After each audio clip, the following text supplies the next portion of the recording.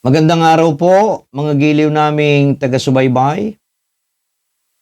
Sa amin pong ginagawang pagbabalita ng mga katotohanang nakasulat sa Biblia, sa naging kaganapan sa Iglesia ni Cristo, ay natural lang naman po na marami ang mag-react sa ating mga kapatiran. Sa loob ng Iglesia, ginagamit nila ang talatang Juan 15:5 hanggang 6 na ang sinasabi po nila ay kami raw po ay hiwalay kay Kristo, na mga sanga na itatapon at susunugin sa apoy, sapagkat hindi raw po kami nakapanatili sa loob ng Iglesia ni Kristo. Mabuti po ay yan ang ating talakayin, sapagkat ang kapatiran sa Iglesia ni Kristo ay diyan sa mga talatang iyan po dinadaya. Atin pong sipiin yung sinasabi nila na nakasulat sa Juan 15:5 hanggang 6. Ganito po ang sinasabi. Juan 15:5-6. Ako ang puno ng ubas, kayo ang mga sanga. Ang nananatili sa akin at ako'y sa kaniya ay siya'y nagbubunga ng marami, sapagkat kung kayo hiwalay sa akin ay wala kayong magagawa. Kung ang sino man ay hindi manatili sa akin ay siya'y matatapong katulad ng sanga at matutuyo at mga titipunin at mga ihahagis sa apoy at mga susunog. Ang sabi po ng Panginoong Hesukristo, siya ang puno ng ubas. At ang mga lingkod naman niya po ay ano? Yun ang mga sanga. Kung hiwalay kay Kristo bilang sanga, ay matatapong tulad sa sanga na matutuyo at ihahagis sa apoy. Bakit po dito nadadaya ang mga kapatid natin sa Iglesia ni Kristo? Binibigyan po nila ng pakahulugan yung paglalarawan sa talinhaga na ang Panginoong Hesukristo po ay ano? Ang Panginoong Hesukristo ay puno ng ubas. Na kung hiwalay ka sa iglesia, pansinin po ninyo yun, kung hiwalay ka sa iglesia o aalis ka sa iglesia, ay hiwalay ka kay Kristo. Ano po ang dapat nating mapansin sa talata? Hindi po sinabi na kung hiwalay sa Panginoong Hesukristo bilang sangkap. Magkaiba po yung pagiging sanga at pagiging sangkap ng mga lingkod ng ating Panginoong Hesukristo. Kung ang pag-uusapan po ay ang kaugnayan tungkol sa Panginoong Hesukristo na sinasabi sa talinhaga sa pagiging puno ng ubas, at ang mga lingkod ay ang mga sanga, ay hindi po naman yan maaaring gamitin. Doon naman sa sinasabi sa ibang talinhaga na pagiging sangkap ng katawan na ang ulo ay ang Panginoong Hesukristo. Mahalaga po na talakayin natin ang tungkol sa dalawang talinhaga na yan. Aling talinhaga po ba? Yung ang mga kay Kristo ay inihalin tulad sa pagiging sangkap. Dito sa Roma 12:4 hanggang 5 ay ganito po naman ang sinasabi. Roma 12:4 hanggang 5. Sapagkat kung paanong sa isang katawan ay mayroon tayong maraming mga sangkap, at ang lahat ng mga sangkap ay hindi pareho ang gawain, ay gayon din tayo na marami ay iisang katawan kay Kristo at mga sangkap na sama-sama sa isa't isa. Ang sabi po sa mga talata ng Biblia o sa talata ng Biblia na ating binasa, ang mga kay Kristo o mga lingkod ni Kristo ay inihalin tulad sa sangkap ng katawan. Hindi po sangkap ng puno ng ubas. Aling katawan ang sinasabi sa pahayag ni Apostol Pablo kung saan ay sangkap ang mga lingkod ng Panginoong Hesukristo? Mga taga-Kolosas 1:18 ay ganito naman po ang sinasabi ng Biblia. Kolosas 1:18. At siya ang ulo ng katawan sa makatuwid bagay ng iglesia, na siya ang pasimula, ang panganay sa mga patay, upang sa lahat ng mga bagay ay magkaroon siya ng kadakilaan. Ang sabi po ng Biblia, ang iglesia po ay ang katawan ng Panginoong Hesukristo na dapat sangkapan. Na sa harap po ng Diyos, yan ay tinatawag na isang taong bago. Nakasulat po yan sa Efeso 2:15. Paano kapag ang sangkap ng katawan ay naging masama? Ano po ba ang batas ng Panginoong Hesukristo? Dito sa Mateo 18:8-9 ay ganito naman po ang sinasabi. Mateo 18:8-9. At kung ang kamay mo o ang paa mo ay makapagpapatisod sa iyo, ay putulin mo at iyong itapon. Mabuti pa sa iyo ang pumasok sa buhay na pingkaw o pilay, kaysa may dalawang kamay o dalawang paa na ibulid ka sa apoy na walang hanggan. At kung ang mata mo ang makapagpapatisod sa iyo, ay dukutin mo at iyong itapon. Mabuti pa sa iyo ang pumasok sa buhay na iisa ang mata, kaysa may dalawang mata na ibulid ka sa apoy ng impyerno.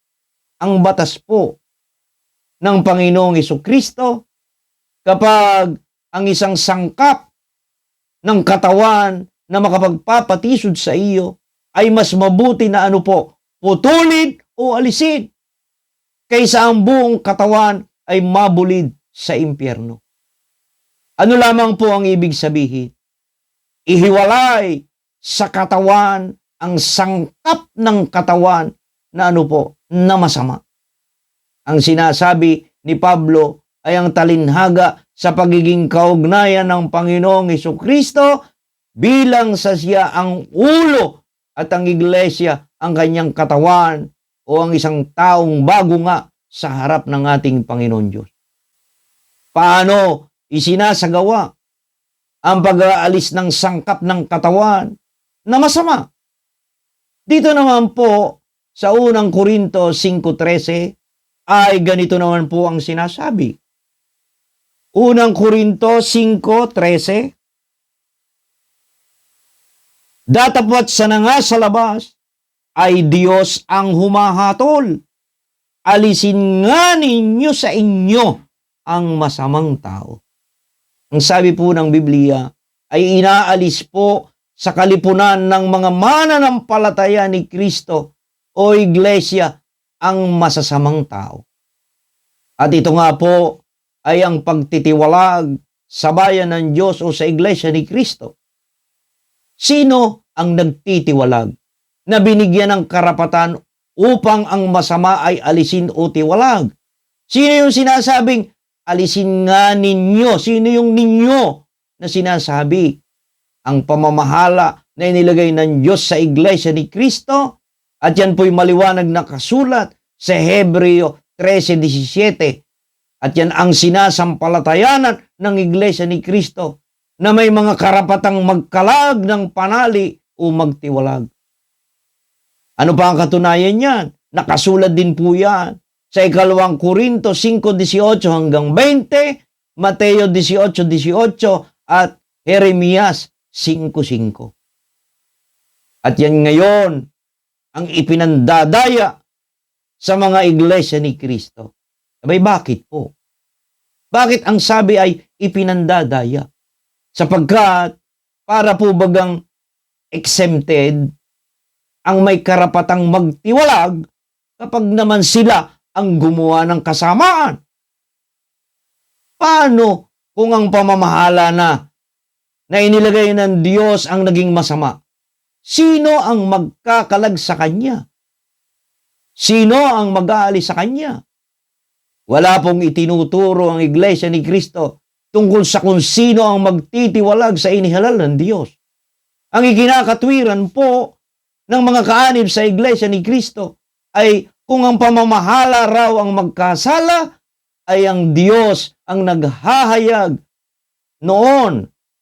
Ang Diyos daw po ang naghahayag kapag ka nagkakasala yung pamamahala. Paano naman? Pagka nahayag, natitiwalag po ba?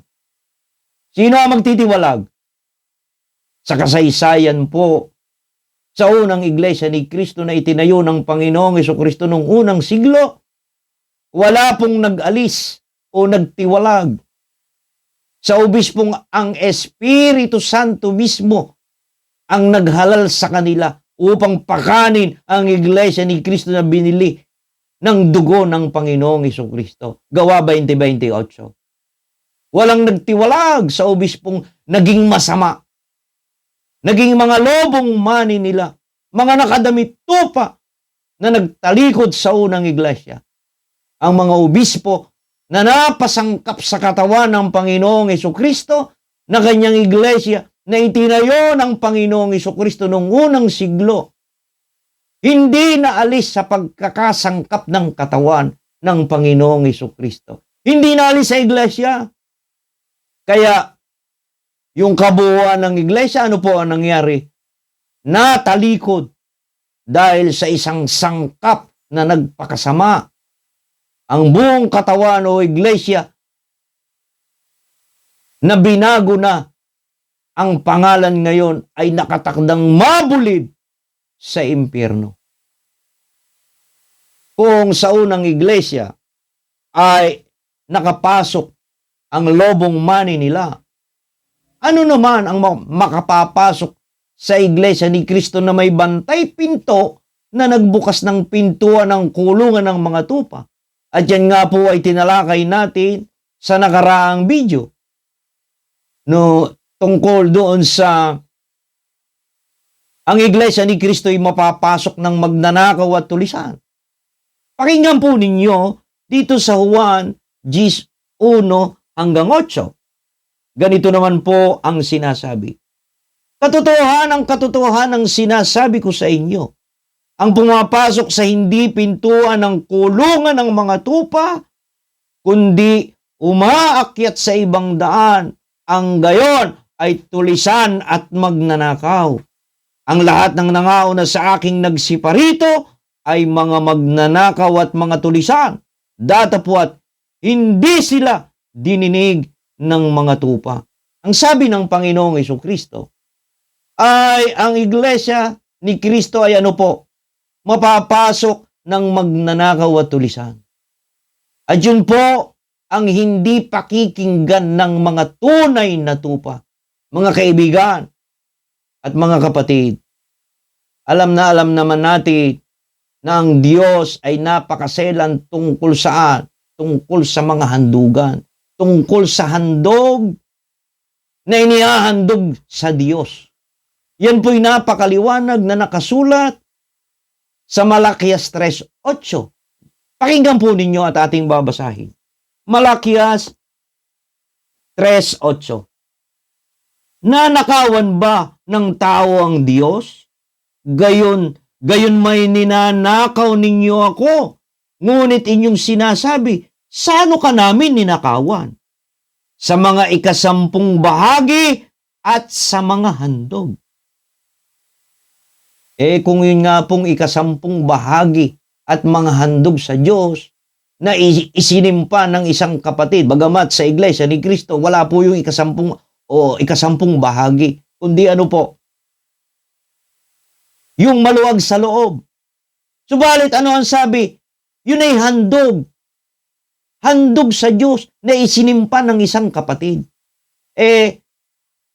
Kapag ka po yung handog na isinimpan ng isang kapatid na itinalagang handog at hindi inihandog ay ano po? Ang sabi ng Diyos ay ano? Pagnanakaw na yun. Ano pa kung ang iglesia mismo na kulungan ng mga tupa ay ano? Pasukin ng magnanakaw. Sino raw po yung taong masama na yan? Na naging sangkap ng Iglesia ni Kristo.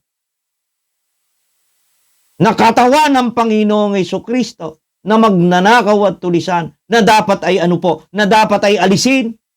Sino yan? Dito po sa mga awit 50, 16, 18 hanggang 20. Ganito naman po ang sinasabi. Ngunit sa masama ay sinasabi ng Diyos, anong iyong gagawin upang ipahayag ang aking mga palatuntunan at iyong kinuha ang aking tipan sa iyong bibig? Pagka nakakita ka ng magnanakaw, pumipisan ka sa kanya at naging kabahagi ka ng mga mapangalun niya. Iyong ibinubuka ang iyong bibig sa kasamaan at ang iyong dila ay kumakatha ng karayaan. Ikaw ay nauupo at nagsasalita laban sa iyong kapatid. Iyong dinudusta ang anak ng iyong sariling ina. Ang sabi po ng Biblia ay yung nauupo na nagsasalita ng laban sa kanyang kapatid. Yung nandudusta ng anak ng kanyang sariling ina. Yan yung taong masama na nung makakita siya ng magnanakaw, ay nakipisan siya roon. Yung naging kabahagi siya ng mga mapangalun niya. Siya ang sinasabi ng Panginoong Jesucristo na nakapasok sa loob ng Iglesia ni Kristo, napasangkap sa katawan ng Panginoong Jesucristo. Bakit naman? Nang dahil sa iisang sangkap ay ang buong o ang kabuong katawan ay mabubulid sa impyerno. Nagaya nga ng sinasabi ng Panginoong Jesucristo sa kanyang talinhaga sa Mateo 18:8-9. Ganito naman po ang sinasabi sa unang Korinto 6:15 hanggang 16.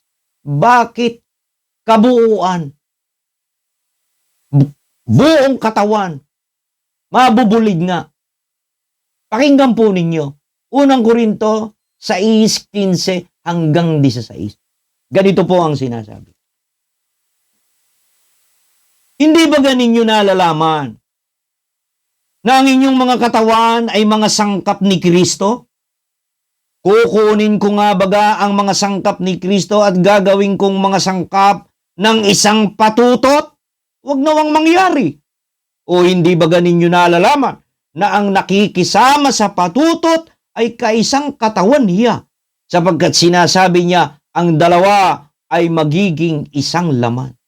Ang sabi ng apostol na si Pablo, hindi ba ganinyo nalalaman na ang inyong katawan ay mga sangkap ng katawan ni Kristo? Kung ang isang sangkap ay pinakisamahan, ang isang sangkap na masama, ang isang sangkap na magnanakaw at tulisan, ay nagiging kabahagi siya noon. Kung ang isang sangkap ay nakikisama sa patutot, ay kaisang katawan niya siya. Kaya, kung ang sangkap na masama ay hindi naalis sa isang katawan, ang kabuuang sangkap ng iglesia ay kaisa ng nag-iisang sangkap na masama. Kaya nga hindi ang nananatili sa iglesia ay yung naging masama. Ang sinasabi sa Juan 15:5-6 na nananatiling mga sanga ng Panginoong Jesucristo. Bakit po kung tungkol naman sa pagiging puno ng ubas ang pag-uusapan, ay paano naman yung nananatili na sanga ng puno ng ubas at yung sanga na nagiging masama? Ganito po ang sinasabi sa Juan 15:2-3. Ang bawat sanga na sa akin ay hindi nagbubunga ay inaalis niya. At ang bawat sanga na nagbubunga ay nililinis niya upang lalong magbunga.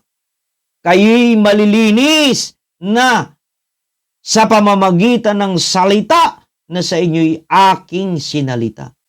Ang sabi po ng Biblia, ang sanga na nagiging masama ay ang Diyos ang nag-aalis. Hindi ang pamamahala sa iglesia.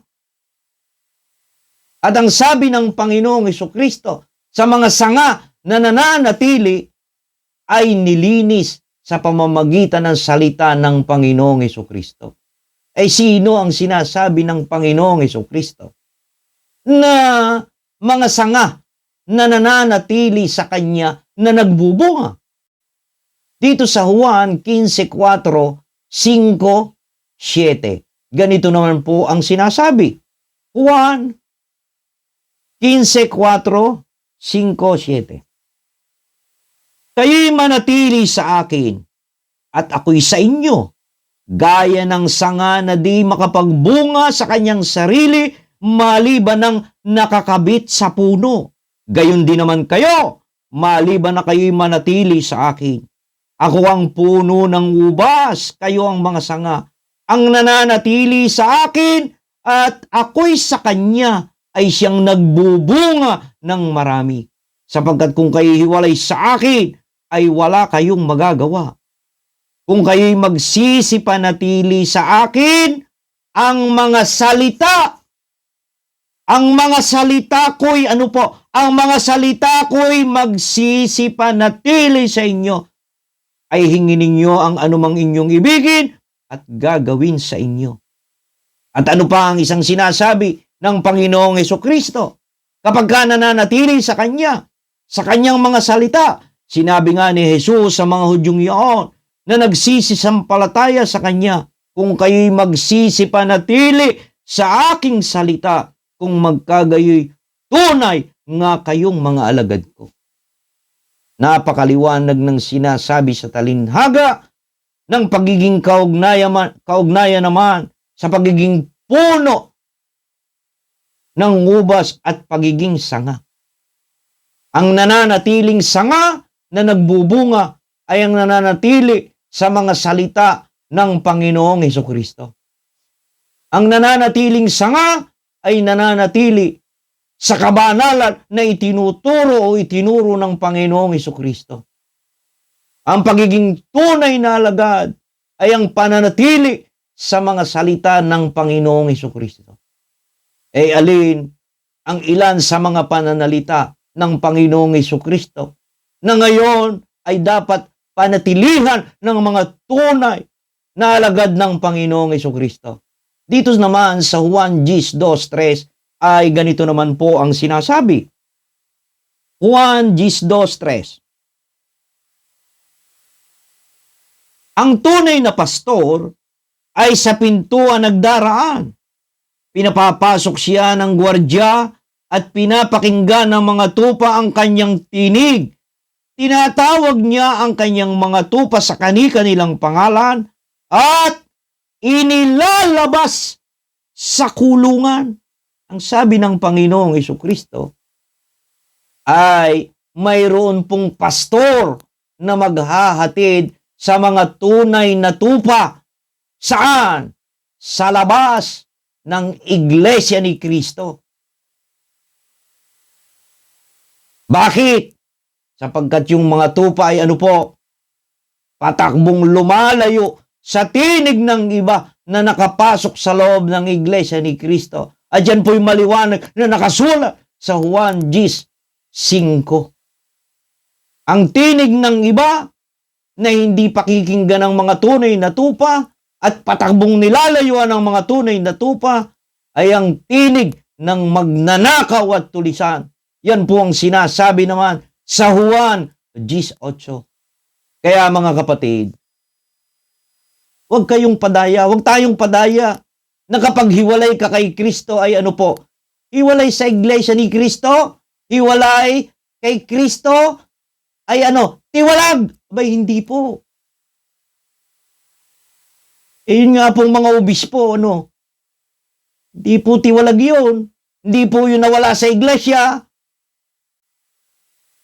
Sapagkat ang tunay na humihiwalay kay Kristo ay ano po, hindi nananatili sa mga salita ng Panginoong Hesukristo.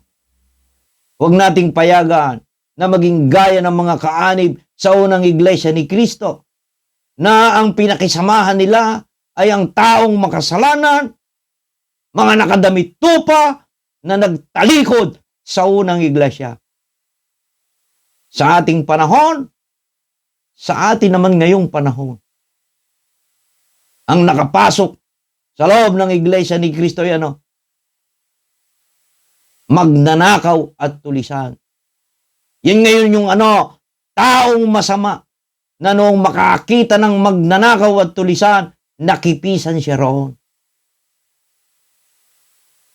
Mayroong unang hayop na dumaya sa mga kaanib sa unang iglesia. At yan po'y maliwanag na nakasulat sa Apokalipsis 13, 1 hanggang 2. Yan yung yan yung may 666. Subalit nakasulat din sa Apokalipsis 13, 11, 12 na mayroong ikalawang hayop na isasagawa ang kapamahalaan ng unang hayop upang muling madaya ang kawawang mga lingkod ng ating Panginoong Hesukristo sa ating panahon. At sa mga nakaraan nga na ginawa nating pagtalakay sa unang video, na ang kawawang mga tupa ay napapasok na sa pagkabihag. Jeremias 22, 21, 22. Muli, ang bayan ng Diyos ay napapasok sa pagkaalipin, at yan po'y maliwanag na nakasulat sa Galatia 2:4. Kaya mga kapatid, huwag po kayo sa amin magagalit. Buong katotohanan lang po na pawang nakasulat sa Biblia ang aming ibinabahagi sa inyo. Sa paghahayag ng katotohanan, hindi maaaring hindi mahahayag ang kamalian. Kaligtasan po ng kaluluwa ang napakahalagang mauunawaan ng aming mga kapatiran na hanggang ngayon ay nananatili pa diyan sa pagkakabihag. Kaya mga kapatid, masakit man tanggapin sa ating mga kalooban ang mga nangyari sa loob ng Iglesia ni Kristo, ang nangyari sa pinangakuan ng Diyos, ang nangyari sa pinangakuan ng Panginoong Hesukristo. Subalit ano po? Kung noon ang unang iglesia, hindi natiwalag, hindi naalis ang nagtalikod sa unang iglesia, sa ating panahon, wala ring mag-aalis diyan sa sinasabi nating inihalal ng Diyos. Pero napakaliwanag ng mga nakasulat sa Biblia. Kaya mga kapatid, inuulit namin, huwag po kayo sa aming magagalit.